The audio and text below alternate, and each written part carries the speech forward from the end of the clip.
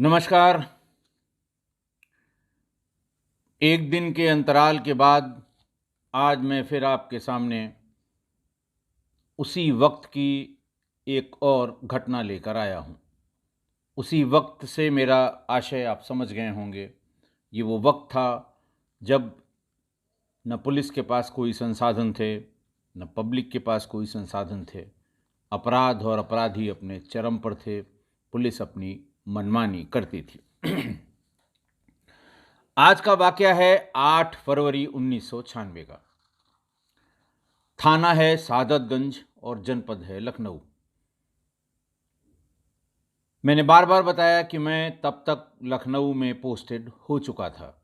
Circle मेरी उस समय सीओ हज़रतगंज था और ये वाकया शहादतगंज का है, सीओ बाजार खाला के अंडर में आता है। समय था करीब 11 बजे दिन पर। बस्ती जनपद के बरई पार गांव के रहने वाले प्रकाश थाने पर आए। थाने पर थानाध्यक्ष मौजूद थे, प्रभारी निरीक्षक जिसको एसएचओ भी कहते हैं। उनको प्रकाश ने बताया कि मेरा 8 साल का बेटा सोनू पिछले 2 दिन से लापता है। हर संभावित जगह पर हम उसे देख चुके हैं। मैं और मेरी पत्नी बहुत परेशान हैं। लड़के का कुछ भी पता नहीं लग रहा है। पहला काम तो पुलिस ने टरकाने की कोशिश की कि जाओ और ढूंढो। फिर दोबारा आया, उसने कहा कि जाओ उसकी फ़ोटो लेकर आओ और उसकी पूरी हुलिया किसी कागज़ पर लिख के लाओ, तभी मैं आगे की कार्रवाई कर पाऊंगा। प्रकाश ने बहुत ढूंढ ढांड के बेगम हजरत महल पार्क में एक नुमाइश लगी थी, उसमें जो फोटोग्राफी के पंडाल उस समय लगा करते थे, उसमें अपनी पत्नी, अपनी बेटी और अपने साथ खिंचवाई हुई एक फ़ोटो ढूंढ कर ले आया। थाने पर ही मुंशी जी के माध्यम से उसका हुलिया लिखवाया। फिर थानाध्यक्ष के सामने उपस्थित हुआ कि सर ये फ़ोटो मुझे मिल गई है, ये उसका हुलिया मैंने लिखा लिया है, मुंशी जी ने ही लिखा है, हमारी रिपोर्ट लिख ली जाए। जब सब कुछ पूरा हो गया और थानाध्यक्ष के पास कोई कारण और नहीं बचा इसको मना करने का या और टहलाने का, उन्होंने उसकी गुमशुदगी लिख ली। गुमशुदगी लिख के उस कागज़ पे उस एप्लीकेशन की डुप्लीकेट पर थाने की मोहर लगाकर अपनी चिड़िया बिठाकर उसे वापस भेज दिया। गुमशुदगी लिखे जाने के बाद उन्होंने एक छोटी सी प्रेस विज्ञप्ति पीआरओ एसएसपी के माध्यम से अखबारों में छपवाई कि साहब इस हुलिया का लड़का पिछले 3 दिन से शहादतगंज थाना क्षेत्र के फलां बस्ती से गायब है। फिर कुछ पोस्टर चिपकवा के उन्होंने रेलवे स्टेशन बस अड्डे पर चिपकवा दिए। चूँकि ये सेट प्रोसीजर है और कभी कभी उन लोगों को ये डर भी लगता है कि साहब अगर कोई अन्यथा बात हो गई इस गुमशुदगी में तो मुझसे पूछा जाएगा कि आपने क्या क्या किया था। तो कागज़ का पेट पूरा होना चाहिए, ऐसा पुलिस के बुज़ुर्गों ने बताया है। कागज़ का पेट कभी खाली मत रखिए। कागज़ पेट अगर कागज़ की डिमांड करता है तो कागज़ से उसे भरते जाइए। वही उन्होंने किया। 13 फरवरी यानी गुमशुदगी लिखवाने के 5 दिन बाद काकोरी थाना क्षेत्र के एक गांव नौबस्ता में गांव के किनारे के एक कुएं में कुछ दुर्गंध आ रही थी। उस कुएं के सबसे पास जो मकान था उसके रहने वाले अयोध्या प्रसाद, उनको रोज तकलीफ होने लगी। सुबह शाम कुछ दुर्गंध बढ़ती जा रही थी। बाकी का गांव वहां से 50-100 कदम दूरी पर न बाकी की आबादी बसी हुई थी। अपने अड़ोसियों पड़ोसियों से राय करके वो थाने पर पहुंचे और थाने पर थानाध्यक्ष मिले। उनको काकोरी के थानाध्यक्ष को बताया कि मेरे घर के पास एक कुआं है जिसमें 2 दिन से काफ़ी दुर्गंध आ रही है। थानाध्यक्ष ने पूछा तुमने देखा नहीं किसकी दुर्गंध है? उन्होंने कहा साहब मैंने देखने की कोशिश की। एक तो कुएं का पानी काफ़ी नीचे है, दूसरे चूँकि मैं ही सिर्फ इस्तेमाल करता हूँ उसको, कभी कभी इस्तेमाली कुआं नहीं है, गांव में 2 कुएं और बन गए हैं। तो इसमें तमाम कूड़ा करकट खर परिवार पेड़ों की पत्तियां बहुत भरी हुई हैं। शुरू में तो लगा कि शायद कुछ लकड़ी आदि के सड़ने की दुर्गंध है, लेकिन ये तो किसी मनुष्य या जानवर के सड़ने की दुर्गंध है। टॉर्च से झांक कर देखा तो कूड़े करकट के बीच में एक बुशर्ट का कुछ हिस्सा दिखाई दे रहा है, जिससे मुझे ये शंका हो रही है कि ये किसी का शव है। थानाध्यक्ष ने उसको डांट कर भगा दिया कि जब खुद ही कंफर्म नहीं हो कि क्या है तो क्या थाने पर बताने आए हो। जाओ कटिया से उसको बाहर निकालो, और अगर वो किसी आदमी औरत महिला पुरुष की लाश है तो फिर खबर करना। मायूस होकर अयोध्या अपने घर आ गए। घर वालों को बताया कि पुलिस ने ऐसा ऐसा कहा है। 2 दिन और बीत गए। अब गांव के लोग जो वहां आसपास से पैदल साइकिल से आते जाते थे, उनको भी दुर्गंध खराब लगने लगी। 2-3 लोगों ने अयोध्या के पास आकर ये बताया कि तुम इतना पास रहते हो, हम दूर से जा रहे हैं, रह नहीं पा रहे हैं, तुम रह कैसे रहे हो, इसमें क्या सड़ रहा है। तब अयोध्या ने बताया कि मैं थाने पर गया था, थाने वालों को पूरी बात बताई। उन्होंने कहा जाओ पहले लाश को बाहर निकलवाओ, अगर आदमी औरत की होगी तब आके मुझे बताना, इस तरह फालतू टाइम मेरे पास नहीं है। लोगों ने कहा भाई ये बहुत गंभीर बात है, थोड़े दिन में तो रहना मुश्किल हो जाएगा। वो अपने प्रधान के पास गए अयोध्या को लेकर। अयोध्या ने पूरी बात बताई कि इस तरह से गए थे, थानाध्यक्ष मिले थे, उन्होंने ये कह के मुझे वापस कर दिया कि उसको पहले कटिया डाल के निकलवाइए। पर पुराने ज़माने में गांव में 1-2 आदमियों के पास एक लोहे की कटिया होती थी, जो आप देखते होंगे फिल्मों में, जो पानी वाले समुद्र में जहाज़ के पास वो फेंक दी जाती है तट आने पर, और उसमें हुक जैसे बड़े शार्प बने होते हैं, वो बालू में धंसते जाते हैं और जितना खींचेंगे वो और धंसते जाएंगे। तो उस तरह की एक कटिया होती थी, जब बाल्टी लोगों की गिर जाए या कोई सामान गिर जाता था तो उसी कटिया के माध्यम से नीचे ढूंढ के बाल्टी को ऊपर निकाला जाता था। प्रधान को बताया गया कि साहब कटिया से उसको निकलवाइए। प्रधान ने कहा कि देखो कटिया से निकालने पे पशु हो या मानव हो, वो जब धंसेगा उसकी बॉडी में तो उसके वेट से उसका मांस निकल जाएगा, लेकिन कटिया से आदमी बाहर कभी नहीं आएगा। चलो हम चल के देखते हैं। प्रधान अपने 3-4 आदमियों के साथ कुएं के पास पहुंच गया। चूंकि कुएं में अंधेरा बहुत था, पानी बहुत नीचे था, शाम हो चुकी थी, लोग अपने साथ टॉर्च ले आए।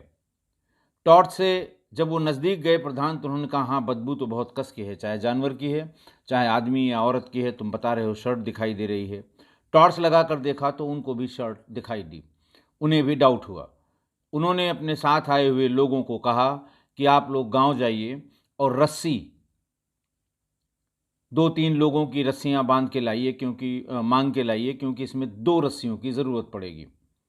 और एक कम चौड़ाई वाला लकड़ी का पटरा ले आइए, साथ में बांधने के लिए कुछ पत्थर, ताकि पत्थर के बोझ से वो पटरा नीचे जा सके, और फिर उसको नीचे से जो भी चीज़ है उसके नीचे ले जाकर उसे ऊपर उठाने की कोशिश की जाएगी। उनके आदमी गांव में गए, जब बहुत देर लग गई तो प्रधान ने फिर कहलवाया कि भाई जल्दी लेकर आएं। तो पता ये लगा कि लोगों ने अपनी रस्सी देने से इनकार कर दिया। उन्होंने कहा साहब लाश निकालेंगे, चाहे पशुओं की कोई डेड बॉडी निकालेंगे, ये रस्सी हम अपने पानी पीने के लिए कुएं से पानी निकालने का काम करते हैं, हम इसे नहीं दे सकते। खैर लोगों से पुरानी रस्सी मांगी गई, टूटी हुई, जो इस्तेमाल नहीं की जा सकती कुएं से पानी निकालने में। ऐसी 5-6 जगह से रस्सियां इकट्ठा करके उनमें गांठ लगा के नीचे एक कम चौड़ाई का छोटा पटरा, अ पीस ऑफ वुड, जो थोड़ा कम चौड़ाई का होता है, उसको ले आए। उसमें पत्थर बांध के और प्रधान की उपस्थिति में 10-12 लोगों ने उसको नीचे उतारा और ये कोशिश की कि जो चीज़, जो शर्ट जैसी चीज़ दिखाई दे रही है, उसके नीचे से पटरे को गुजारा जाए, और फिर जब वो बीच में पटरा आ जाए, उसकी बॉडी के दोनों तरफ बैलेंस बराबर हो जाए, तो उसे खींचने की कोशिश की जाए। ऐसा किया भी और वो बॉडी ऊपर तक आई भी।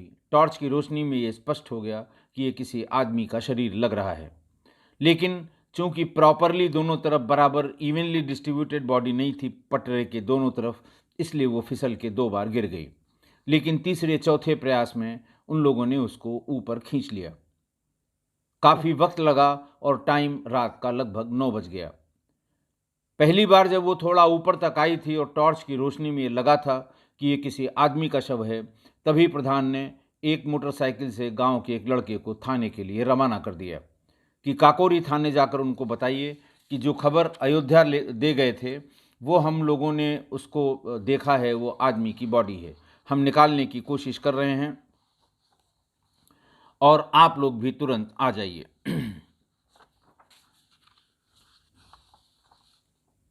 थोड़ी देर बाद तीसरे चौथे प्रयास में वो बॉडी ऊपर आ गई।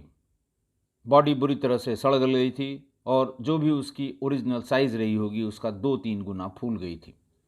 लेकिन शर्ट और पैंट के साइज के हिसाब से ये अंदाज़ा लग गया कि ये कोई 10-12 साल का बच्चा होना चाहिए। पूरा गांव उमड़ पड़ा। इसी बीच में जो प्रधान ने आदमी भेजा था थाना काकोरी के लिए, वो 2 सिपाहियों को लेकर आ गया जो बीट के सिपाही थे। सिपाहियों ने भी देखा कि वो किसी 10-12 साल के बच्चे की लाश है। सिपाहियों ने कहा, देखिए पंचायतनामा तो दरोगा जी ही भरेंगे, आप इसको ऐसे ही यहाँ पड़ा रहने दीजिए, तब तक आप लोग इसे पहचानने की कोशिश करिए। सवेरे दरोगा जी आएंगे, पंचायतनामा भरेंगे, फिर बॉडी को पोस्टमार्टम भेजने की तैयारी की जाएगी। लाश रात भर ऐसी ही पड़ी रही। पूरा गांव इकट्ठा हुआ, लोग टॉर्च लगा लगा के उसको पहचानने की कोशिश कर रहे थे, लेकिन आप समझ सकते हैं कि हफ्ते 10 दिन की हो चुकी लाश सड़ के किस तरह से विकृत हो गई होगी कि सामान्य रूप से माँ बाप या बहुत रोज़ रोज़ देखने वाले लोगों को छोड़ के दूसरा कोई आदमी पहचान नहीं सकता। धीरे धीरे दिन के 10 बज गए, दरोगा जी आ गए। तब तक वही भीड़ का तांता लगा रहा, लोग पहचानने की कोशिश करते रहे, वो भी दूर दूर से, क्योंकि बॉडी में दुर्गंध बहुत जबरदस्त आ रही थी। बॉडी का पंचायतनामा दरोगा जी ने कराना शुरू किया।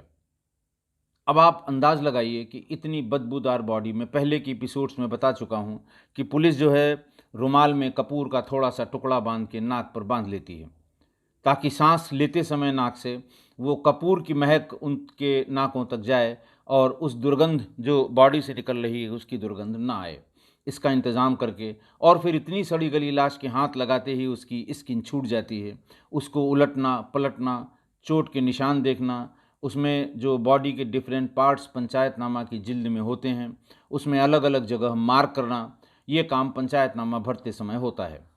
फिर पंच लोग जो उस पर सिग्नेचर करते हैं, उनकी राय पंचांग लिखी जाती है। लोगों ने राय में लिखा कि राय देना बहुत मुश्किल है, शरीर इतना विकृत हो गया है कि इस पर चोट है कि नहीं है ये कहना बहुत मुश्किल है। पंचायतनामा हुआ और फिर उसको एक टेम्पो बुला के सील करके बॉडी को भेज दिया गया। ये वो वक्त था जब थानों पर बॉडी बैग्स नहीं हुआ करते थे। इस तरह की सड़ी गली बॉडी को प्लास्टिक के एक बैग में बंद करके, चेन बंद करके और सील लगा के लोग भेज देते हैं कि ये रास्ते भर इसमें से बदबू आएगी, कौन ले जाएगा। लेकिन पुलिस जब जिसको धमका के ले आई टेम्पो वाले को, उससे उसको भेज दिया गया। पोस्टमार्टम हो गया। पोस्टमार्टम के बाद 72 घंटे तक लावारिस लाश का रखा जाना मैंडेटरी है। चूँकि उसका कुछ पता नहीं था, इसलिए सीलबंद लाश को लावारिस लाश कह के ही पोस्टमार्टम हाउस में रिसीव किया और अब पोस्टमार्टम करने वाले डॉक्टर ने नाम की जगह लावारिस ही लिखा, अननोन, जिसे इंग्लिश में लिखते हैं। Name unknown, father's name unknown, residence unknown. Age वही अंदाज से 10-11 साल उसमें लिखी गई थी। पुलिस ने भी अपना कागज़ का पेट पूरा करने के लिए उसकी हुलिया, लाश की हुलिया, कपड़े, इन सब के साथ एक वायरलेस संदेश प्रसारित किया कि इस तरह से एक लाश नौबस्ता के एक कुएं में बरामद हुई है। उम्री पोस्टमार्टम रिपोर्ट के हिसाब से कोई 10-12 साल है। जिस जिस के इलाके में इस हुलिया, इस कपड़े का कोई गुमशुदगी लिखी गई हो, कोई बच्चा गुम हो, तो वो अपने उनके परिजनों को इत्तला कराकर पोस्टमार्टम हाउस भेजकर उसे पहचान किए जाने की कोशिश कराए। सादतगंज थाने ने भी ये वायरलेस नोट किया।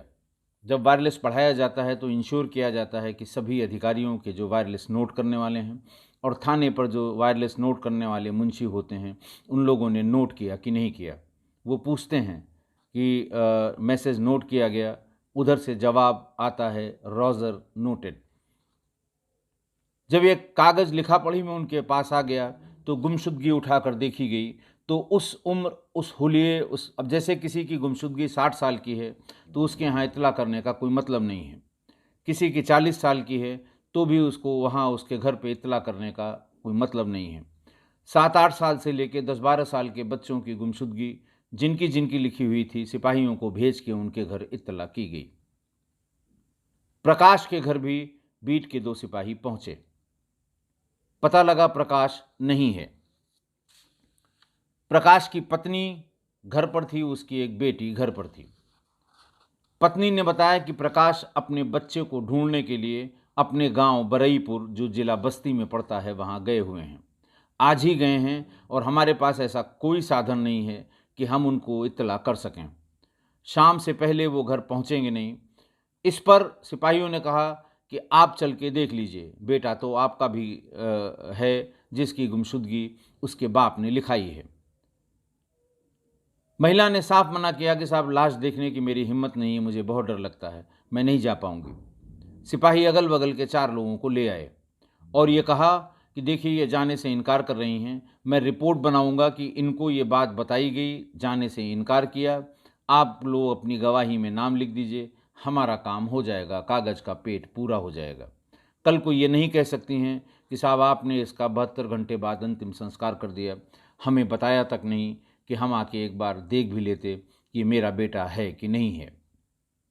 जब ये बात सुनी पड़ोसियों ने, तो पड़ोसियों ने समझाना शुरू किया महिला को और कहा कि देखिए, हम लोग भी आपके साथ चलते हैं, एक बार चल के देख लीजिए, हो सकता है आपका बच्चा न हो, लेकिन कम से कम ये अंदाज़ तो आपको लग जाएगा कि हमने कोशिश की थी, हमने जाके पहचाना भी था। लेकिन अगर आपका बच्चा हुआ और आप नहीं देखने जाएंगी तो 72 घंटे बाद पुलिस उसका अंतिम संस्कार करा देगी, फिर आपके हाथ कुछ नहीं रह जाएगा। खैर, बहुत परसू करने पर वो महिला और उसकी 12 वर्षीय पुत्री प्रियंका, ये दोनों ही पड़ोसियों के साथ मॉर्चरी गईं। जैसे ही वो मॉर्चरी पहुंची, बॉडी दिखाने के लिए जो वहाँ पर मॉर्चरी के जो केयरटेकर होते हैं, उन्होंने दिखाया कि साहब ये बॉडी है। देखते ही माँ बेटी दोनों की चीख निकल गई। शक्ल से तो नहीं, लेकिन कपड़ों से वो स्पष्ट पहचान गई कि ये लाश उनके बेटे सोनू की है। पुलिस वालों के सामने भी एक कशमकश थी कि बाप है नहीं और उसको खबर नहीं की जा सकती, वो इस समय घर पे मौजूद नहीं है। बहन, यानी जो मृतक है उसकी बहन और माँ हैं, इसका किया क्या जाए। किसी तरह परसू करके उस बॉडी को उन लोगों ने शमशान तक पहुंचा दिया। वहां पर माँ ने अंतिम संस्कार कर दिया। अंतिम संस्कार करके वो वापस अपने घर लौट आई। करीबन 1 हफ्ते बाद प्रकाश घर पर आया।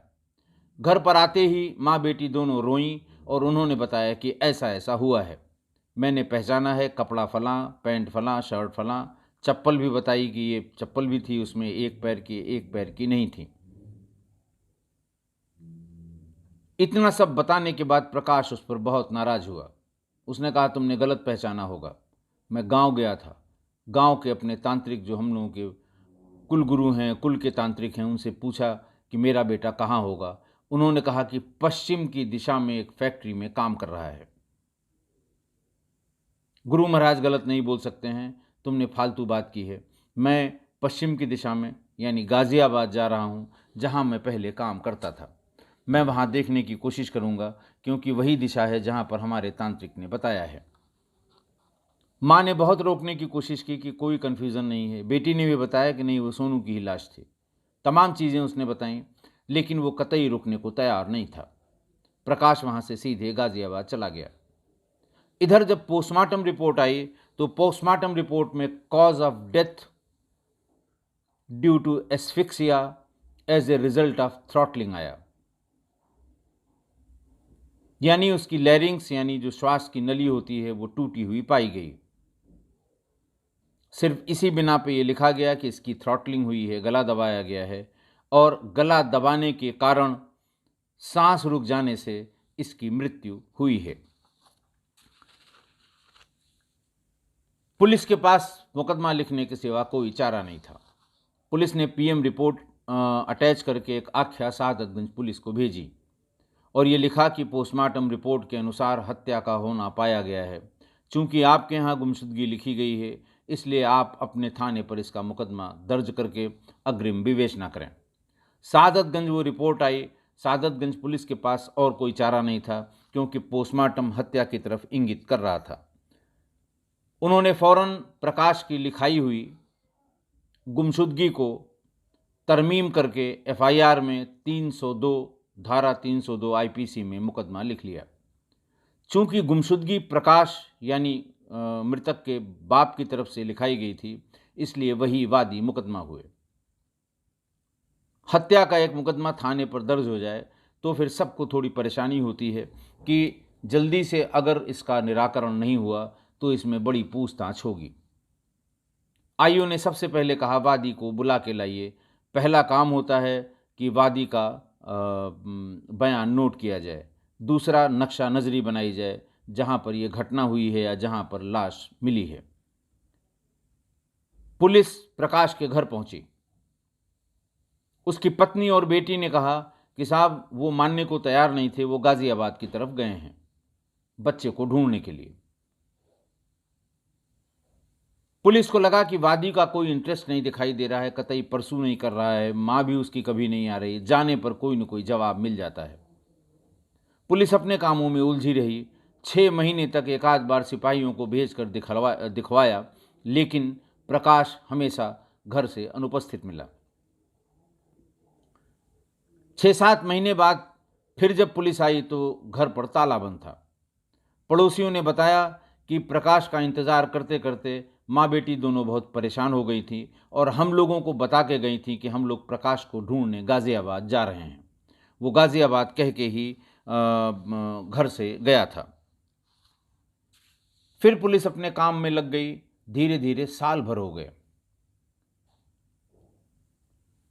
और जब भी पुलिस आती थी तो ताला बंद मिलता था। और जब जब क्राइम का रिव्यू, जब पुलिस लखनऊ में मुहर्रम की बहुत लंबी ड्यूटियां होती हैं, 2 महीने तक पुलिस उसी में उलझी रहती है पुराने लखनऊ में, क्योंकि वहाँ शिया सुन्नी विवाद का पुराना इतिहास रहा है।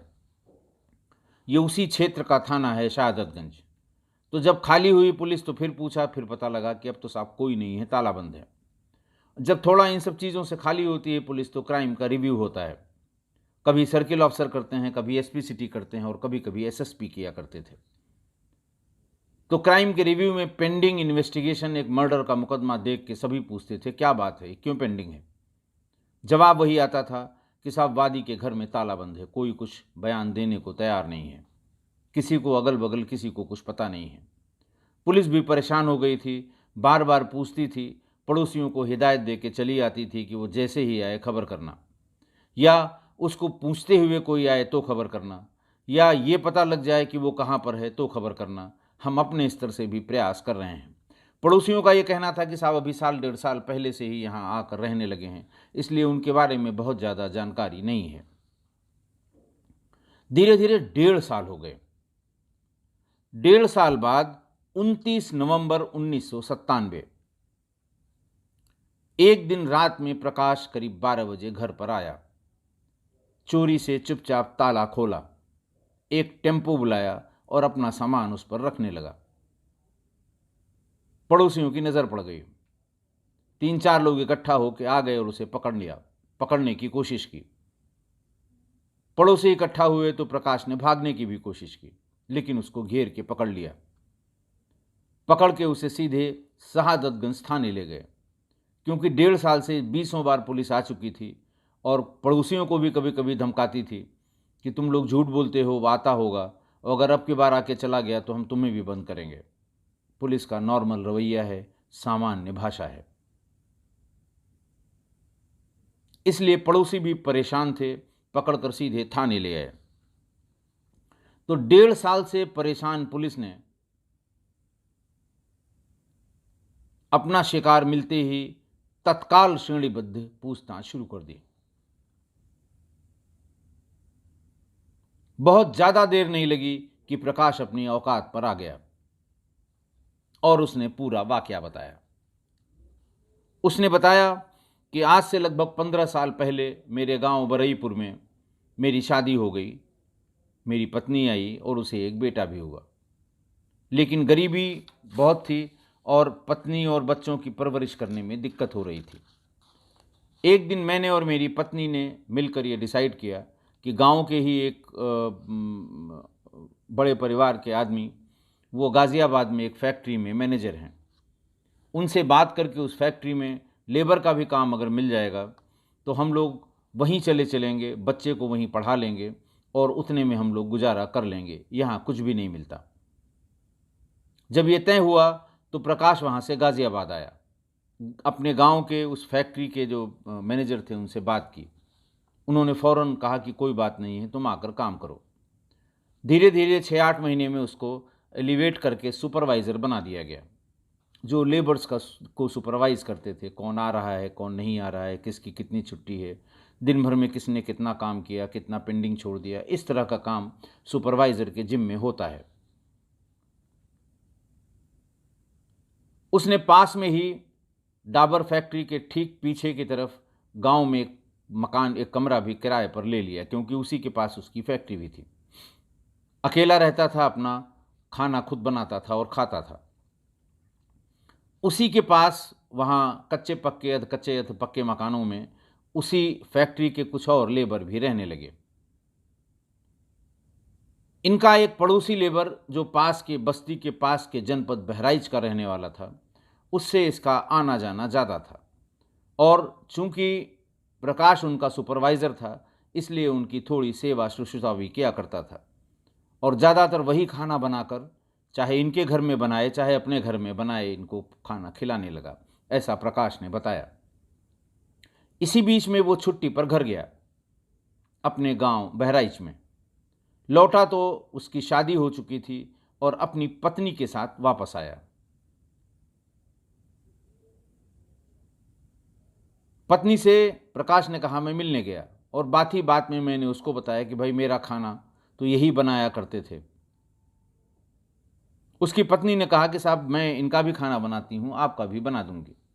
प्रकाश ने कहा मैं इनको इतना पैसा दिया करता था खाने के, और तुम नई हो, आई हो, बहू हो, हमारे ज़िले के पास की हो, हम तुम्हें और पैसा देंगे।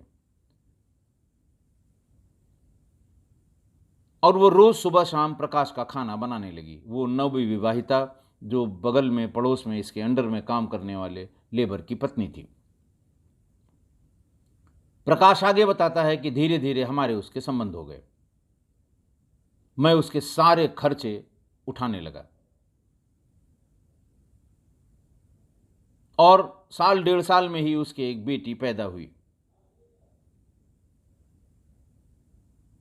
उसके अस्पताल में और बाकी सब चीज़ें जो खर्चे थे वो मैंने ही उठाया। जब वो घर आ गई तो एक दिन अकेले में उसने बताया कि ये बेटी तुम्हारी ही है। प्रकाश ने कहा कि मैं चौंका कि क्यों मेरी, ये तुम कैसे कह सकती हो कि मेरी है। तो उसने कहा कि ये क्योंकि मेरा पति किसी काम का नहीं है, ये तुम्हारी लड़की है। मैं और खुश हुआ और जो कुछ भी पैसा मिलता था वो मैं उसी पर लगाने लगा। शुरू में तो मैं कभी कभी गांव जाता था अपनी पत्नी और बेटे के लिए कुछ सामान वामान लेकर भी, और कुछ पैसे भी खर्चे के दे आता था। लेकिन धीरे धीरे मेरी पत्नी और बेटे जाने पर ये कहने लगे कि अब तुम कपड़े भी ले आते हो, खुद भी अच्छा पहनने लगे हो और सब चीज़ें सेटल हो गई हैं, मकान भी किराए पर ले लिया है, अब हम लोगों को भी ले चलो, बच्चे का वहीं एडमिशन कराकर वहीं पढ़ाएंगे।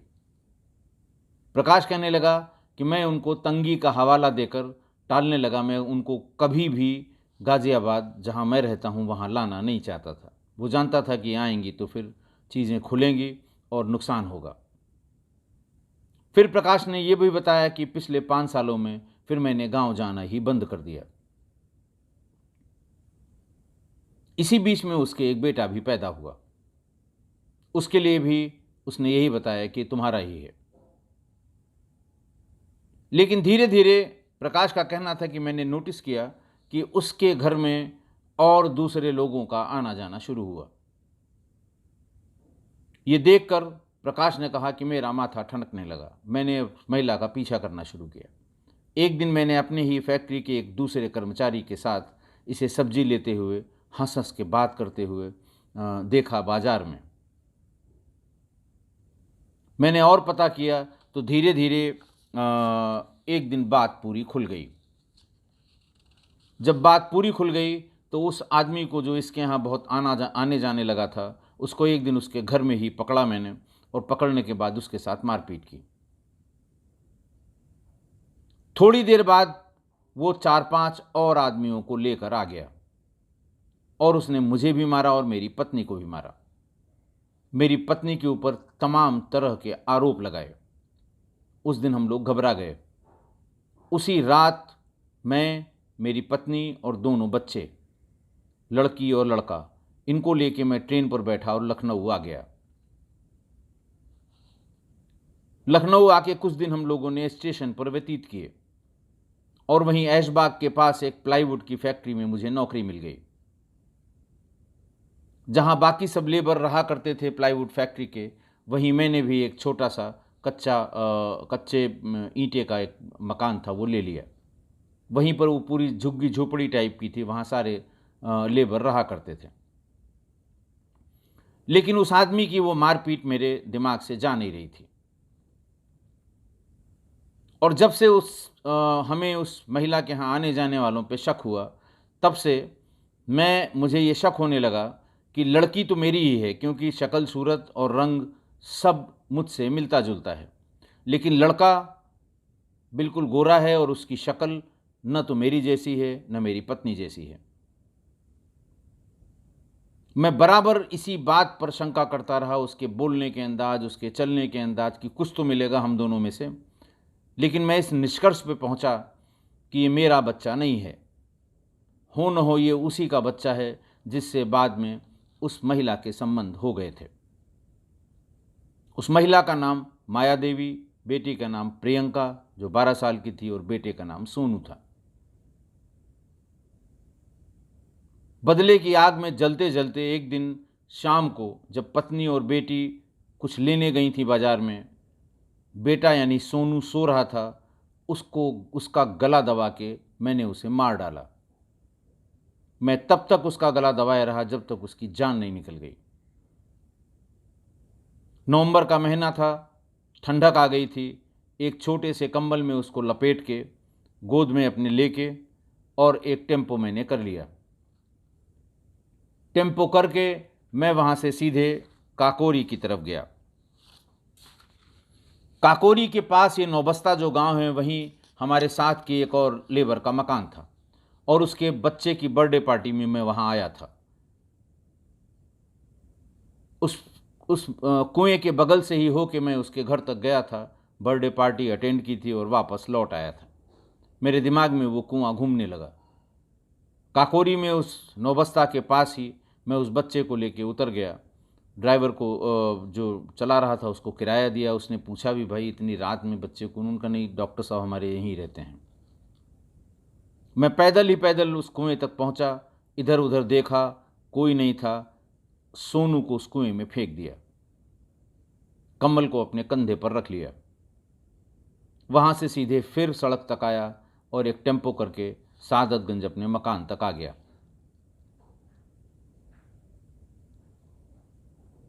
मेरे दिमाग में ये चल रहा था कि अगर कहीं किसी ने पूछ लिया या कहीं पकड़ा गया या बाद में कभी पकड़ा गया तो मैं उसी दोस्त का नाम बताऊंगा, नौबस्ता वाले का, कि ये चॉकलेट दिलाने के लिए मेरे बेटे को ले गया था, इसी ने उसको मार के फेंक दिया होगा।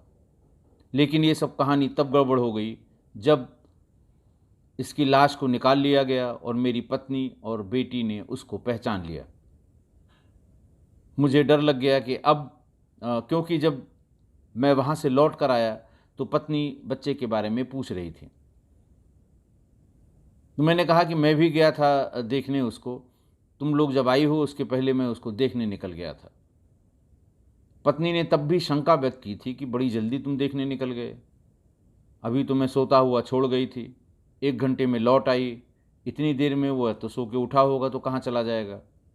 मैंने किसी तरह से बात इधर उधर करके टाल दी थी। मुझे लग गया कि जब पुलिस बार बार आ रही है, पूछ रही है और मेरे बारे में पता कर रही है, तो इसका मतलब पुलिस को कुछ डाउट हो गया है। इसीलिए मैं वहाँ से भाग गया। प्रकाश को गिरफ्तार करके उसे जेल भेज दिया गया। उसकी कहानी सुन के सभी आश्चर्यचकित थे।